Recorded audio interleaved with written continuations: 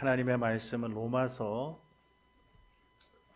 5장 6절로 11절까지 있는 말씀입니다. 로마서 5장 6절로 11절까지 있는 말씀 제가 봉독하겠습니다. 로마서 5장 6절.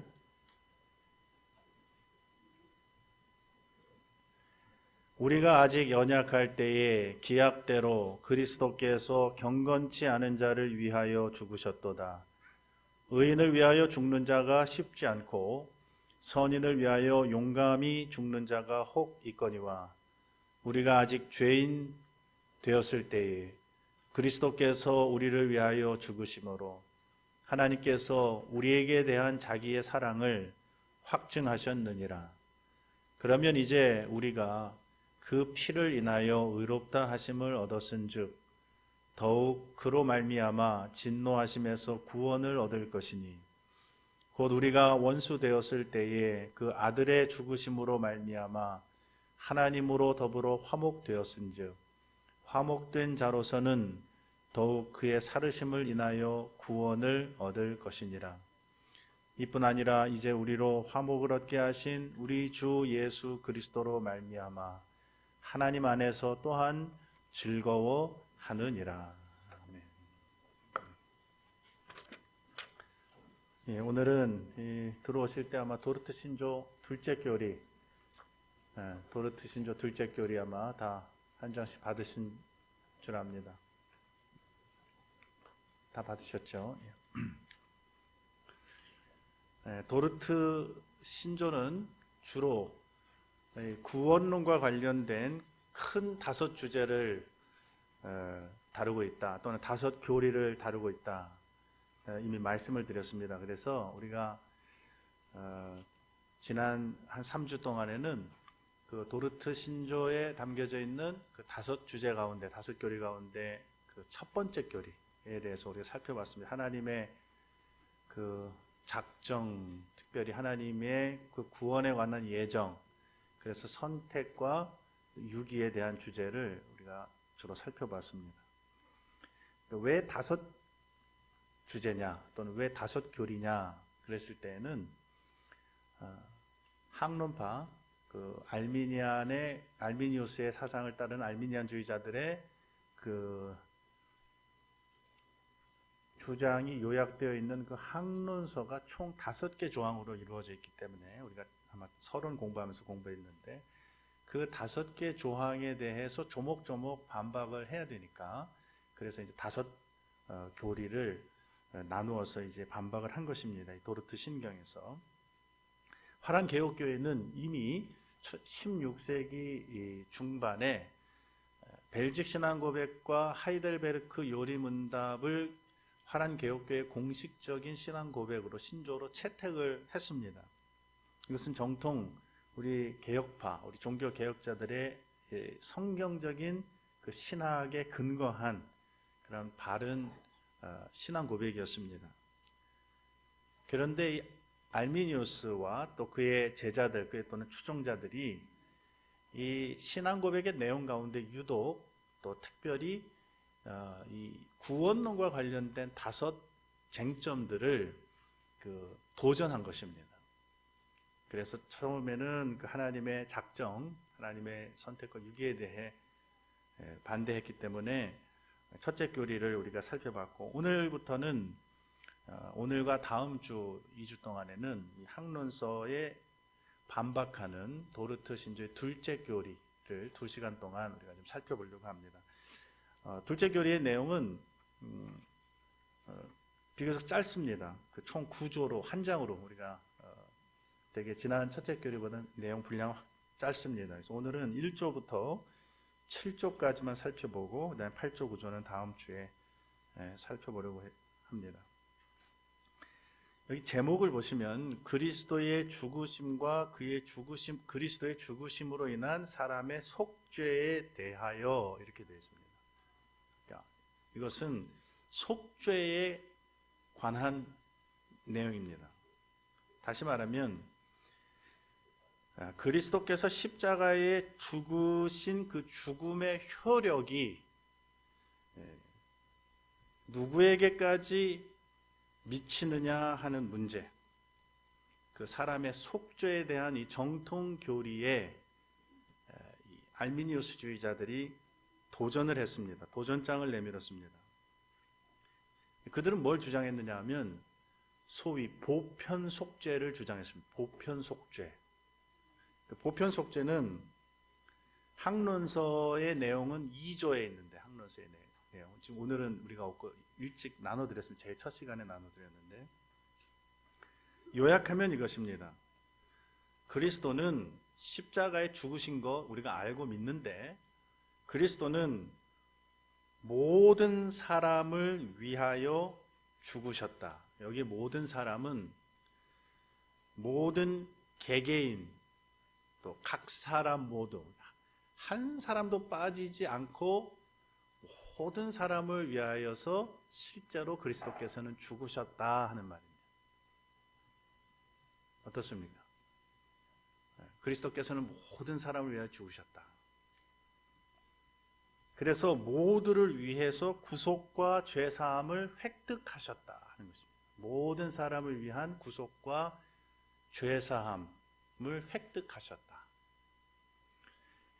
그러니까 모든 사람에게는, 여기에는 뭐가 포함되냐면 택한 자들과 또 유기된 자들 다 포함된다는 겁니다. 왜? 이들은 이제 그러한 의미에서 그 하나님의 주권적인 그 선택 교리를 우리와 같이 믿는 것은 아니니까, 택자와 또 불택자 모두의 죄사함과 구속을 위한 그 의를 획득하셨다. 그런데 획득은 하셨고 그들을 위해 죽으신 것은 맞는데, 그 대속의 공로와 효력은 오직 참되게 믿는 자들에게만 한정된다 하는 그런 주장입니다. 굉장히 그럴듯하죠. 그리스도께서 모든 사람을 위해 죽으셨는데 믿는 사람만 구원 얻는다. 우리가 믿는 거하고 그렇게 다른 것 같지 않은데 왜 이것이 그렇게 큰 이슈가 됐느냐. 그러나 이 말은 왜 틀렸느냐 하면, 그리스도께서 죄 가운데 멸망한 모든 죄인들을 위하여 실제로 죽으셨다면, 그래서 그들을 위한 구속과 죄사함을 얻으셨다고 한다면 모든 사람이 마땅히 구원을 얻어야 하기 때문입니다. 그렇죠? 모든 사람이, 그리스도께서 그들을 위하여 죽으셨으면 모든 사람이 구원을 얻어야죠. 그러나 그리스도께서 위하여 죽으셨는데, 그래서 그들 대신 죄사함과 그들 대신 구속의 값을 치르셨는데, 하나님께서 그들을 지옥으로 던지신다면, 그러면 그것은 그리스도께서 죽으신 그 죽으심을 일부는 헛되게 만드는 것이 됩니다. 그래서 이것이 결정적으로 잘못된 교리가 됩니다. 다시 말하면 그들의 교리를 그대로 따른다면 보편 구원을 주장해야 됩니다. 모든 사람이 구원 얻는다. 그러니까 보편 속죄는 보편 구원론으로 귀결됩니다. 우리가 첫 번째 교리에서 살펴봤지만 모든 사람이 구원 얻는 것은 아닙니다. 모든 사람이 구원 얻는 것은 아닙니다. 논리적인 모순이 여기에 있습니다.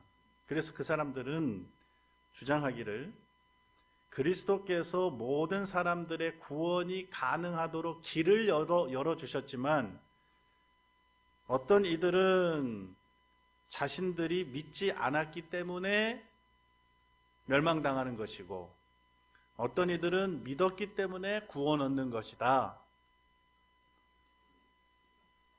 그리스도 안에서 일반적인 용서는 해주셨는데 이제 개개인의 용서는 자기가 믿어야 되는데 안 믿었기 때문에 멸망한다. 이렇게 가르칩니다.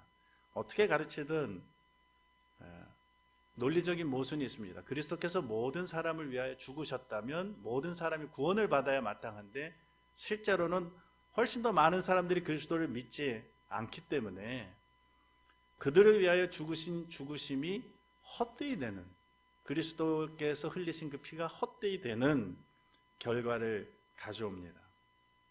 그래서 오늘 우리가 이 내용을 하나하나 살펴보겠지만은 그들의 주장을 간단하게 말하면 보편 속죄입니다. 그러나 도르트 신조는 제한 속죄를 가르칩니다. 제한 속죄, limited atonement, 제한 속죄입니다. 그리스도의 구원의 은혜는 오직 택함 받은 사람들만을 위한 것이고, 또 그리스도께서는 택하신 자들을 위하여 죽으신 것이고, 그리스도의 속죄는, 구속과 그 죄의 용서는 모두를 위한 것이 아니고 택한 자들을 위한 것이다. 그래서 궁극적으로는 택하신 자들만 구원을 얻게 된다, 이렇게 가르치는 것이죠. 이 내용에 대해서는 우리가 오늘 말고 다음 주일에 좀 더 그 8조에서 좀 더 공부를 하겠지만은, 둘째 교리의 쟁점은 그것입니다. 그래서 오늘 이제 둘째 교리의 제 1조부터 7조까지의 내용을 우리가 먼저 좀 살펴보겠습니다. 1조는 제목이 뭐냐면 하나님의 공의가 요구하는 형벌입니다. 인간은 하나님의 공의가 요구하는 형벌을 결코 피할 수 없습니다. 왜? 첫째 교리도 인간의 전적 타락을 전제로 시작을 했고, 둘째 교리도 인간의 이 죄를 제일 먼저 이야기합니다. 인간의 범죄의 책임은 인간에게 있고, 우리의 죄는 영원한 형벌을, 몸과 영혼의 영원한 형벌을 피할 수 없습니다.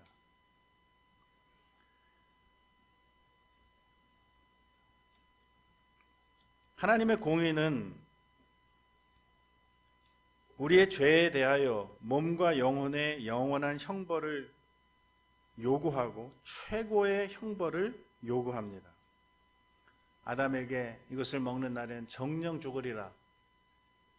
또 로마서에서도 한 사람으로 말미암아 사망이 모든 사람에 임하였다. 여러 가지. 이 이유는 하나님은 자비하신 하나님일 뿐만 아니라 또한 공의의 하나님이시기 때문에 그렇습니다. 그래서 하나님의 공의를 이야기합니다. 하나님의 공의가 만족되지 않는 한 이 형벌을 우리는 결코 피할 수 없습니다. 이게 첫째 교리가 말하는 것입니다. 당연하죠. 하나님은 공의의 하나님이고 우리는 하나님 앞에 몸과 영혼의 영원하고 최고의 형벌을 피할 수 없는 죄인이다. 이 선언입니다. 2조는 복음을 얘기합니다. 그런 가망 없는 우리에게 우리 스스로는 하나님의 공의의 요구를 만족시킬 만한 능력이 없기 때문에 하나님께서는 우리에게 이 능력 없음을 아시고 우리를 긍휼히 여기셔서 그의 무한한 자비로서 그의 독생자를 우리의 구속자로 보내셨습니다. 이게 복음입니다. 그 그리스도께서 우리를 위하여 그리고 우리를 대신하여 하나님의 공의를 만족하게 하셨습니다. 고린도후서 5장 21절이나 갈라디아서 3장 13절 같은 그런 말씀을 보면 계속해서 그런 말씀을 하고 있습니다. 그래서 독생자께서 하나님의 의를 만족시키심, 이게 2조의 제목입니다. 이게 복음입니다. 하나님의 공의의 요구를 만족시킬 수 있는 하나님의 의가 독생자로부터 나온다. 그러니까 2조의 내용은 중요하기 때문에 2조의 내용은 우리가 한번 한 목소리로 같이 한번 읽어보겠습니다. 우리 스스로는 이것을 만족시킬 수 없고 하나님의 진노에서 스스로를 구할 수 없습니다. 그래서 하나님은 무한한 자비로 자기 독생자를 우리의 보증으로 주셔서 십자가에서 우리를 위해 그리고 우리를 대신해 죄와 저주가 되게 하심으로 자신의 공의를 만족시키기를 기뻐하셨습니다.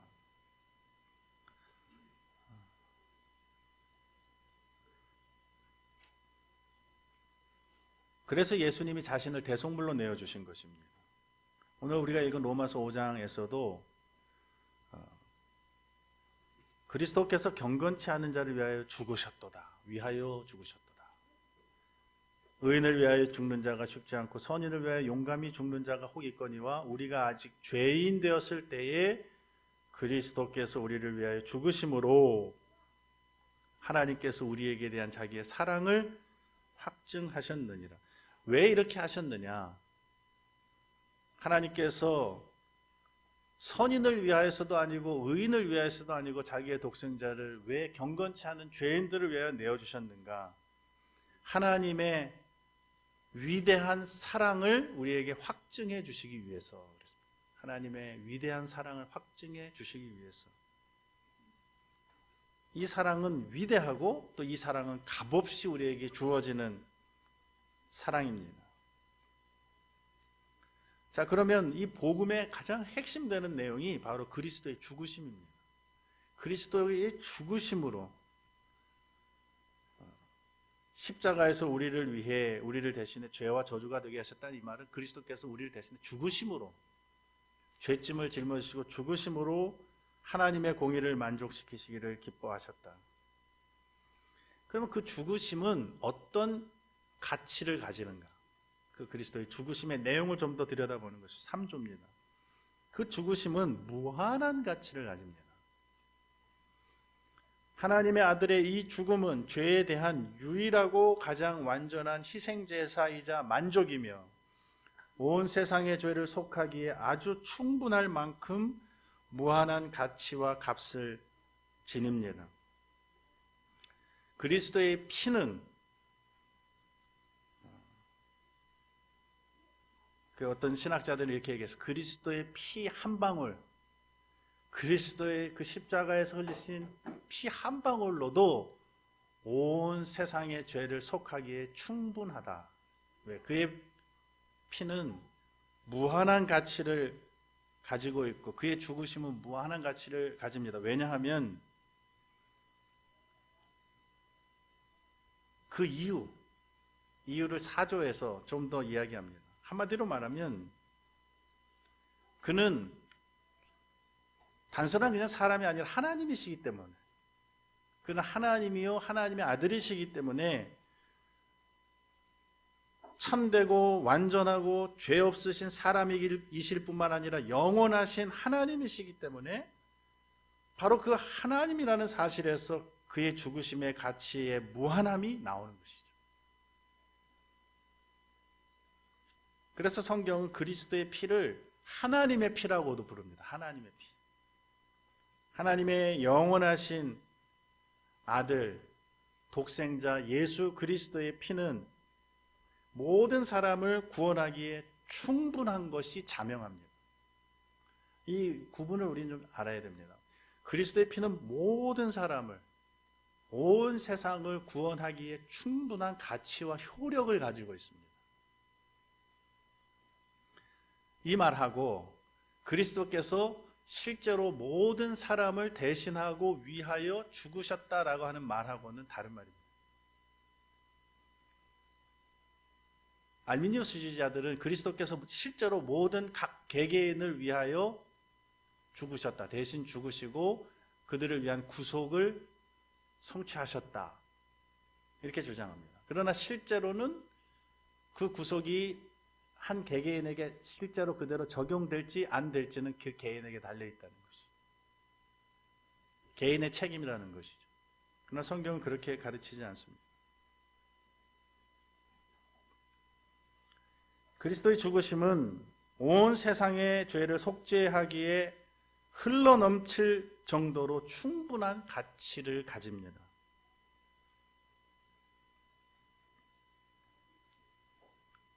그러므로 우리는 안심하고 모든 사람들에게 복음을 전할 수 있습니다.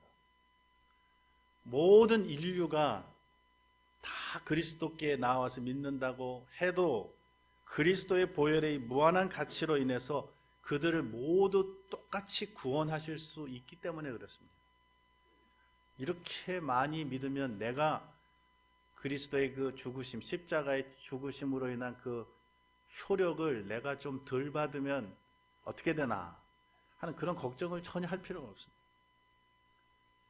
그리스도의 그 피의 효력은 무한한 가치를 가지고 있습니다. 그것 우리가 인정합니다. 그래서 우리가 믿습니다. 바로 이 소식을 전하는 것이 전도입니다. 복음 전파입니다. 5조에서 보면 이 복음을 그래서 모든 사람에게 전파해야 된다고 했습니다. 얼마나 기쁜 소식입니까? 5조의 내용은 이렇습니다. 게다가 복음은 십자가에 못 박히신 그리스도를 믿는 자는 누구든 멸망하지 않고 영생을 얻을 것이라고 약속하고 있습니다. 차별이 없습니다. 이 약속은, 속자가 빠졌습니다. 이 약속은 회개하고 믿으라는 명령과 함께 하나님이 기뻐하시면서 복음을 주시는 모든 백성과 사람에게 아무 차별이나 구별 없이 전해지고 선포되어야 합니다. 이 복음 초청과 약속은 회개하고 믿으라는 명령과 함께 모든 민족, 모든 각 개개인에게 차별 없이 선포되어야 합니다. 하나님의 예정과 하나님의 택하심, 선택 교리를 믿는 우리 칼빈주의자들은 택자들만 골라가면서 복음을 전하는 자들이 아닙니다.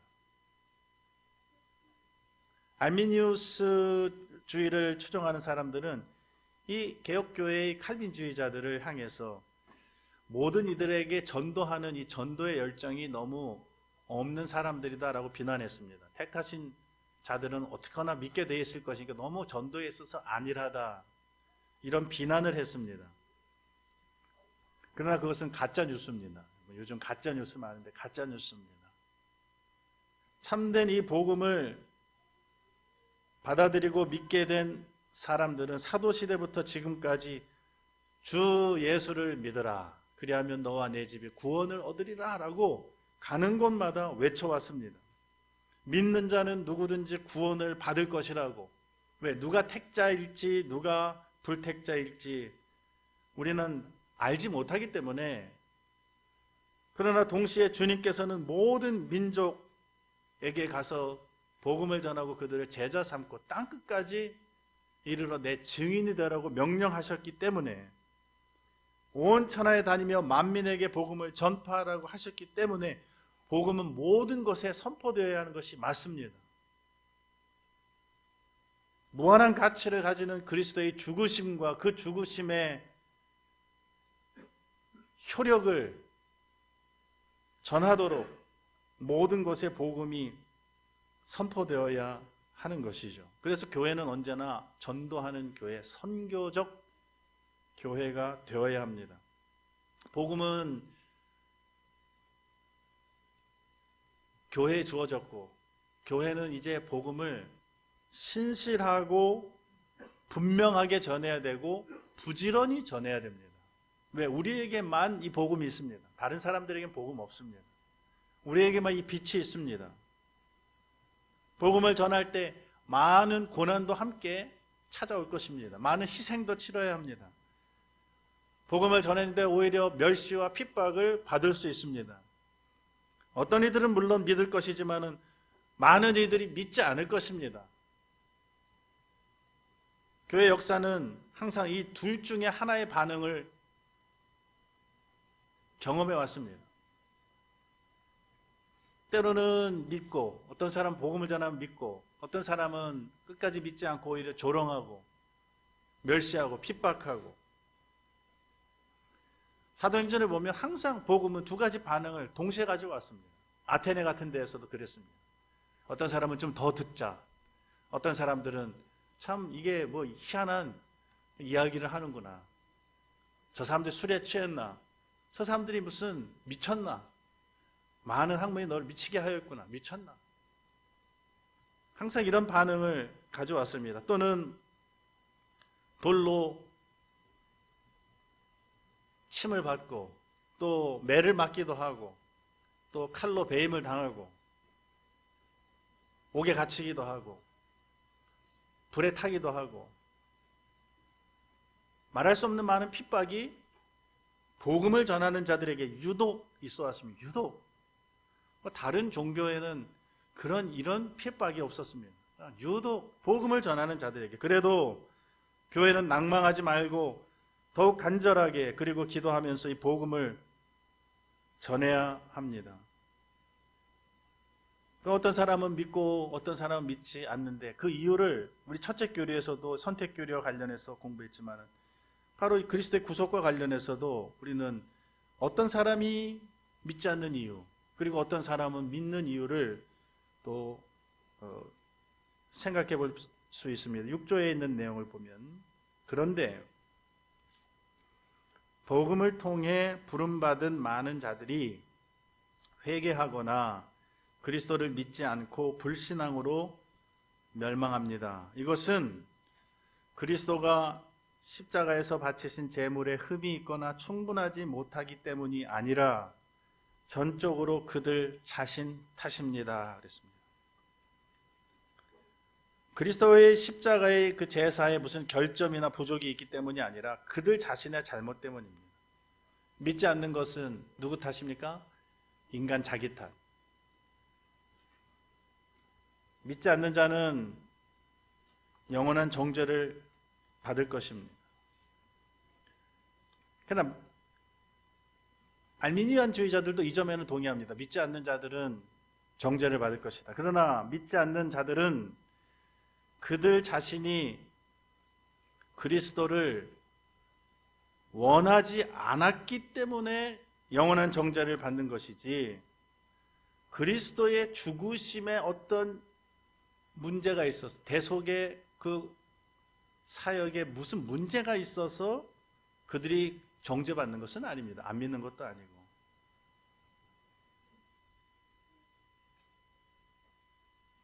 학론파들은 이렇게 말합니다. 불택자가 그리스도께 나아오더라도 그리스도는 그 구속의 효력을 그들에게 줄 수 없다는 말이요. 이렇게 얘기합니다. 혹 불택자에게 복음이 전해졌는데 그 사람이 믿겠다고 나아오면 그러나 그리스도께서 그들을 위하여 죽으시지 않았으니까 그 사람은 구원을 못 받는단 말이에요. 이런 황당한 경우가 어디 있어? 라고 물을 것입니다. 이것은 순전히 이론적인 가정입니다. 불택자들이 복음을 듣고 그리스도께 나올 가능성이 있습니까? 없습니까? 궁극적으로 그리스도 한 번, 두 번 아니라 평생 들어도 복음을 듣고 불택자가 죄와 그 무능의 상태 가운데 그리스도께 나와 그리스도를 믿을 가능성이 있습니까? 없습니까? 있습니까? 없습니까? 없죠? 없습니다. 왜요? 그들은 죄와 허물로 전적으로 무능한 상태에 있습니다. 아직. 그리고 여전히 무능한 상태에 있는데 복음을 들었다고 해서 그들이 자의로 자기 의지를 가지고 내가 믿어야지. 예수님 구주이시다. 라고 하는 그런 믿음을 가질 수 있는 가능성이 전혀 없습니다. 왜? 그 믿음은 자기의 의지로 갖게 되는 믿음이 아닙니다. 자기의 의지로 갖지 않는다면 누구의 의지로 갖게 되는가? 그건 선물입니다. 자, 그러면 제가 다르게 한번 질문해 보겠습니다. 여러분들은 복음을 듣고 예수님을 믿을 때 여러분의 의지를 가지고 믿었습니까? 여러분은 전혀 의지를 작동시키지 않고 어떻게 하다가 예수님을 믿게 됐습니까? 여러분은 의지를 쓰셨습니까? 안 쓰셨습니까? 의지를 안 쓰셨어요? 나는 아무런 의지를 없고 나는 아무 생각도 없이 예수님을 믿겠다 이렇게 믿으신 겁니까? 의지를 사용했죠.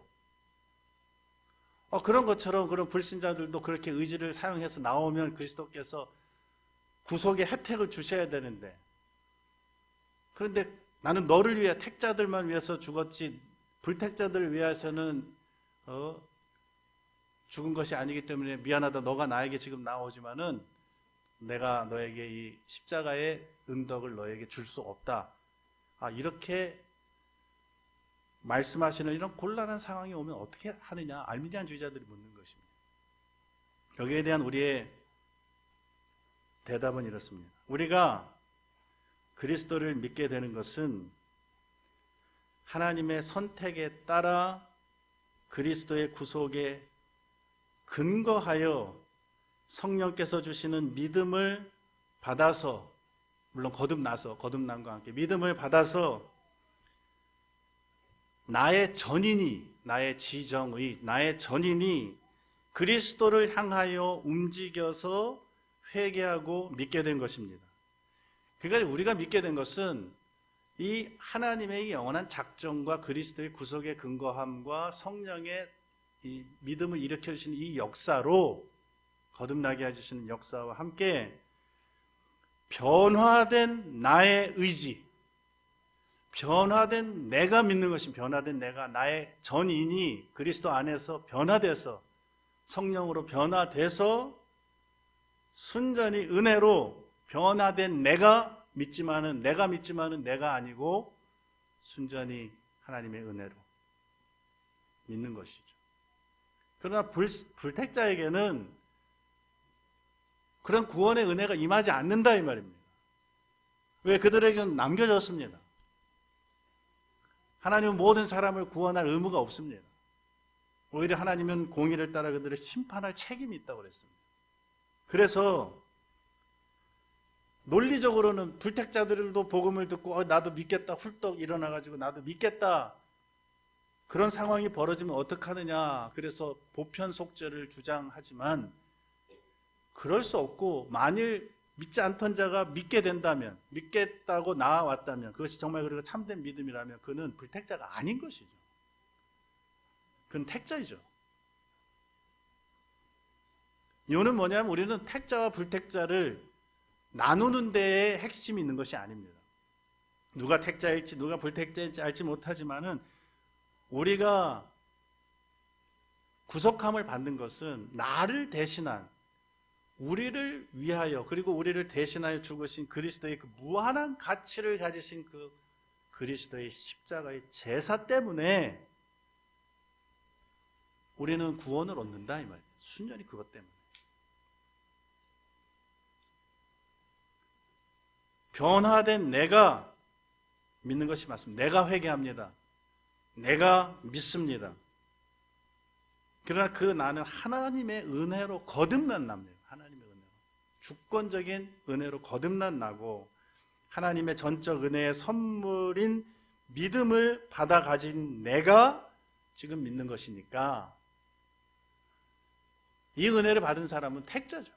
택자. 어떤 사람이 믿지 않는 이유는 전적으로 그들의 죄 때문입니다. 그들의 자신들의 탓입니다. 7조에서 보면, 그러나 어떤 사람들은 믿습니다. 7조.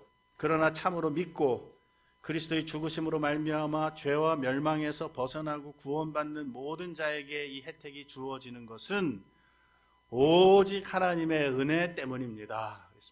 오직 하나님의 은혜 때문입니다. 우리가 믿을 수 있는 거 다 은혜입니다. 하나님은 아무에게도 빚지고 있지 않으신 이 은혜를 영원전에 그리스도 안에서 그들에게 주셨습니다. 이것이 복음을 들은 어떤 사람들이 믿는 이유입니다. 우리가 믿게 된 이유입니다. 하나님께서는 이 은혜의 공로를 그 누구에게도 돌리지 않습니다. 누구의 자유의지 때문도 아닙니다. 하나님의 은혜에 의한 것입니다. 하나님께서 시작하신 착한 일입니다. 성경은 믿음은 하나님의 선물이자 하나님의 은혜라고 선언합니다. 우리가 복음을 듣고 믿게 되었다면 그 전적 하나님의 은혜입니다. 복음을 믿을 수 있는 은혜, 들을 수 있는 은혜, 그 믿음이 우리 안에서 역사해서 우리의 지, 정, 의가 복음에 반응하고 그리스도를 붙잡기 시작하고 우리의 모든 죄를 그리스도의 십자가 아래로 가지고 와서 아버지 나의 죄를 용서하여 주십시오 하고 그 피에 호소하고 사함받고 우리의 모든 것을 다하여서 이제 우리의 전인을 기울여서 복음이 약속하는 바 그리스도 그의 구속의 효력을 믿음으로써 붙잡게 됩니다. 비록 내가 내 의지를 가지고 이렇게 믿지만 내 의지는 하나님의 은혜로 회복된 의지입니다. 회복된 의지. 분명히 여러분들이 자유의지를 다 사용하셨습니다. 여러분들의 의지를 사용했고 여러분들의 지성을 사용했습니다. 여러분들의 정서도 감사함과 기쁨을 가지고 그리스도께 나아왔습니다. 그러나 우리가 그 의지를 사용하기 전에 우리의 의지는 이미 새로워졌습니다. 거듭났습니다. 성령의 사역으로 신자들이 그러한 신통방통한 그러한 결정을 내릴 수 있는 것, 다시 말하면 내가 그리스도를 믿겠다라는 그러한 결정을 할 수 있었던 것은 하나님께서 내 전인을 새롭게 하셔서 새롭게 된 내가 하나님을 향하고 그리스도를 믿을 수 있게 해주신 것입니다. 그러니까 하나님의 은혜라는 말입니다. 전적으로. 범죄한 인간, 자연인이 그리스도를 믿고 구원을 선택하는 것은 불가능합니다. 하나님의 은혜로 거듭난 자만 구원을 향하고 바랄 수 있고 참된 믿음을 선물로 받은 자만 그리스도를 믿을 수 있습니다. 우리에게 이 은혜, 이 그리스도의 이 죽으심과 부활을 믿는 이 믿음, 그리스도의 이 대속의 은혜를 믿는 이 믿음을 주신 이 은혜에 대해서 우리는 감사해야 됩니다. 이 은혜는 어디서부터 시작됐냐면 영원 전에, 여기 7조에 보면 이 은혜는 영원 전에 우리에게 주어진 것입니다. 하나님의 작정과 예정 가운데 모두 멸망받아 마땅한 우리들을 순전히 은혜로 또 우리를 사랑하시는 무한한 사랑으로 불러주신 것, 우리 계속 살펴보자면 노아에게 은혜를 입혀주시고 오늘 아브라함을 그 부르신 것도 순전히 하나님의 은혜 아닙니까? 그가 그의 그 셈의 계통에서 나게 하신 것도 하나님의 은혜. 그에게 수많은 그러한 후손들 약속하시고 또 그리스도 약속하시고 다 은혜 아닙니까? 그 은혜에 감사하면서 우리가 남은 때 해야 할 것은 이 복음을 만민에게 전파해요. 자신 있게 전파해야 됩니다. 아무나 와도 좋소. 아무나 와도 좋습니다. 왜냐하면 그리스도의 피는 무한한 가치를 지녔기 때문입니다. 기도하시겠습니다. 하나님 아버지 감사합니다. 우리의 몸과 영혼에 마땅히 요구되었던 영원한 또 최고의 형벌을 피할 수 있게 하시려고 독생자를 우리 대신 우리 위하여 십자가에 달려 죽게 하시고 그리스도만이 이 유일한 우리의 죄에 대한 값을 치르시는 구속자가 되신다는 이 복음을 우리에게 들려주셔서 많은 이들이 복음을 믿지 않고 내어버려진 상태에 있을 때에도 우리에게 이 복음이 증거되고 또 우리에게는 믿음을 불러일으켜 주시는 성령의 역사로 구원이 선물로 주어지게 하신 것 참으로 감사합니다. 무한한 가치를 지닌 그리스도의 죽으심에 관한 이 복음을 차별 없이 모든 민족에게 큰 확신과 담대함을 가지고 낭망하지 아니하고 계속하여 전하는 이 복음의 기지의 역할을 우리의 남은 때에 잘 감당할 수 있게 하여 주시옵소서. 예수님의 이름으로 기도하옵나이다. 아멘.